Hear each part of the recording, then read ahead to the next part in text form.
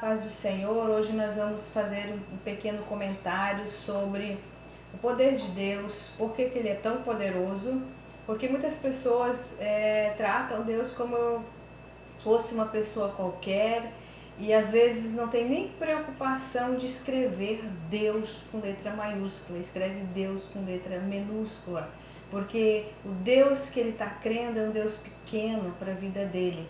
Então nós precisamos ver que o nosso Deus, ele criou todas as coisas. Então nós vamos ver no livro de Gênesis, do capítulo 1, todo o contexto, a pessoa de Deus espiritualmente.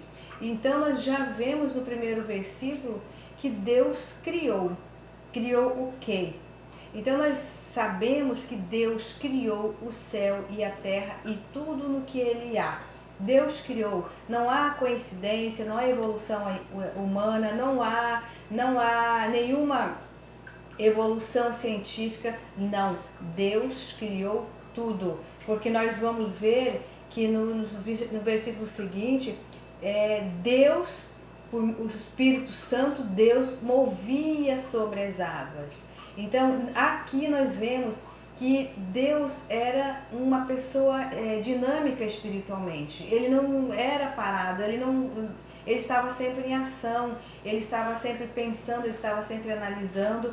Então ali ele começou a analisar como fazer, já que ele estava ali se movendo sobre as águas, e o que ele podia fazer, porque então a terra era vazia e sem forma. E nós vemos que esse Deus é um Deus de movimento. E o próximo versículo fala sobre Deus disse. Então nós vemos aqui que quando alguém diz algo é porque ele fala. Então nós vemos Deus falando ali, conversando, observando, analisando a forma e como ele iria organizar o mundo, como ele iria organizar a terra. Então nós vemos Deus trabalhando, seguindo, Deus separa. Aqui já entra Deus agindo e Deus ali executando a organização da terra para um lado, água para o outro, rios para outros, de acordo com a sua potência, de acordo com cada um nos seus lugares, organizando. E continuamos vendo, Deus ele chama. Quando esse versículo fala que Deus chama, aqui ele está chamando as trevas de luz, ele está dando um nome para as trevas. Então ele falou, haja luz, e a luz surgiu. Então cientificamente muitos tentam explicar, mas quando a ciência provou que quando a luz chega, as trevas não existem, o próprio Deus já tinha criado essa condição e essa sequência, e ele chamou as trevas de luz, e ali e separou o nome. Ele chamou as trevas de luz, e também podemos dizer que as trevas ele deu um nome de noite, né? E a luz ele deu o nome de dia. Aqui ele chamou cada um pelo seu nome. Ele chamou as trevas de noite, deu o nome das trevas noite, e deu o nome da luz dia. O próprio Deus deu os nomes, não foi ninguém mais que deu os nomes, mas o Senhor ele chamou, organizou a luz de acordo com a sua criação, chamou cada um pelo seu nome, noite e dia. Nós vemos também que Deus ele faz e ele fez, né?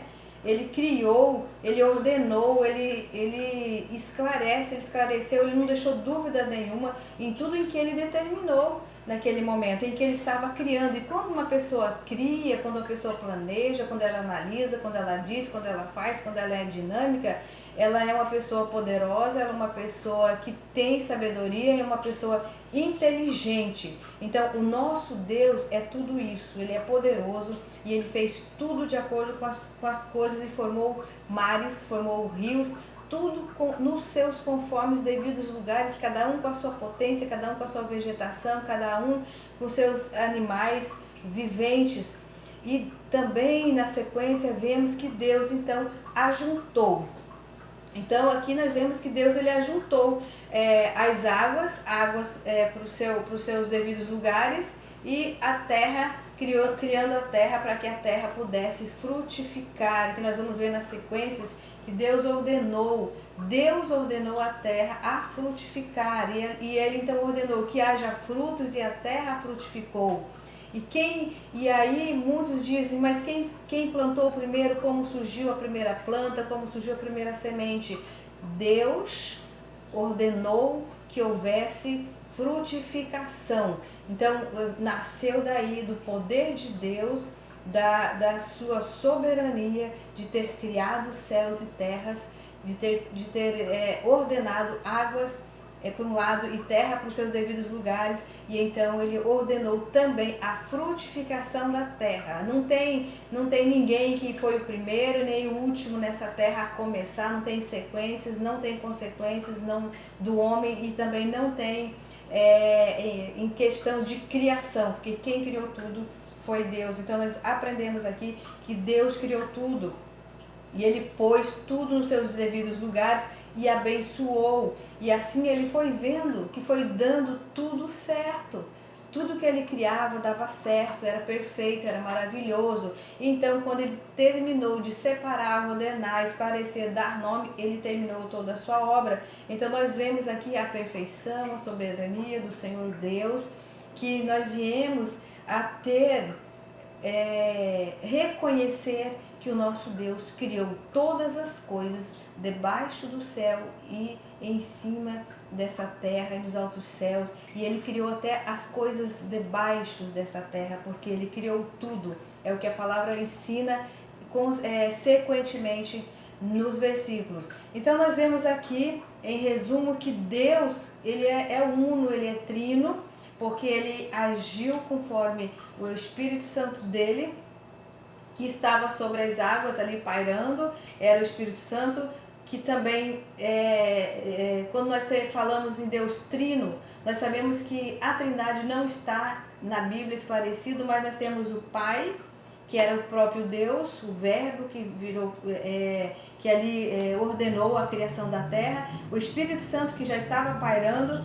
Então ele planejou a terra, ele organizou, e para que o Filho dele viesse para executar as obras, né? Então olha a perfeição do Senhor, ele criou tudo, colocou tudo nos devidos conformes, depois criou o homem, assoprou na narina, o Espírito Santo entrou nos seres humanos, e depois ele mandou o seu Filho Jesus Cristo para que executasse o que ele planejou, o que ele analisou e o que ele criou, que foi criar tudo para o homem.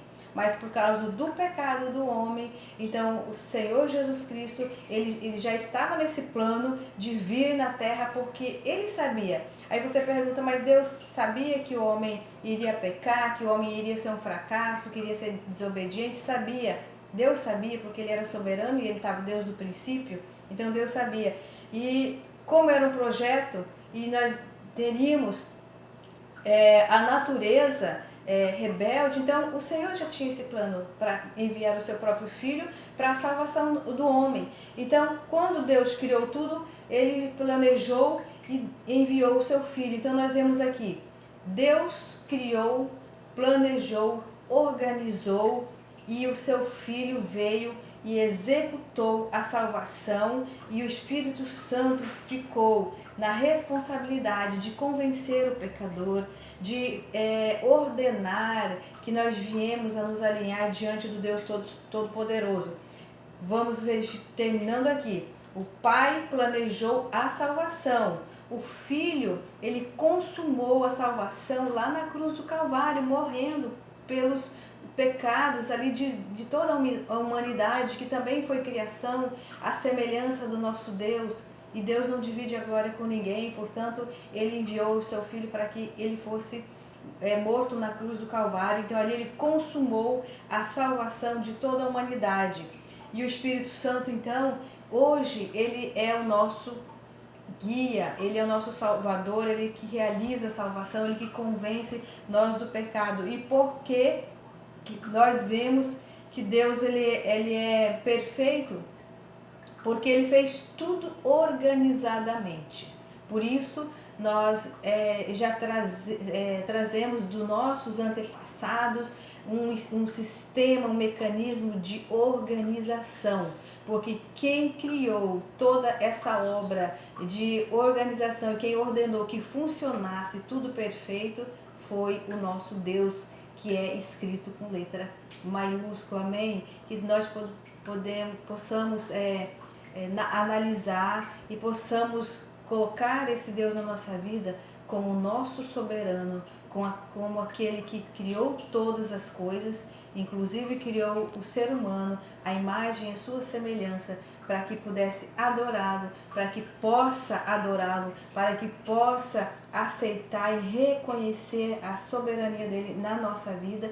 E ele nos fez completamente dependente dele. Para nós irmos até o Pai, nós precisamos ir por meio do seu Filho Jesus Cristo. Então, para ir até o Filho, também nós precisamos nos dar a oportunidade, nós temos que ter uma decisão para que o Espírito Santo nos convença que nós somos dependentes e nós precisamos desse Deus Todo-Poderoso na nossa vida, porque sem Ele nada somos. Amém? Que Deus abençoe a todos.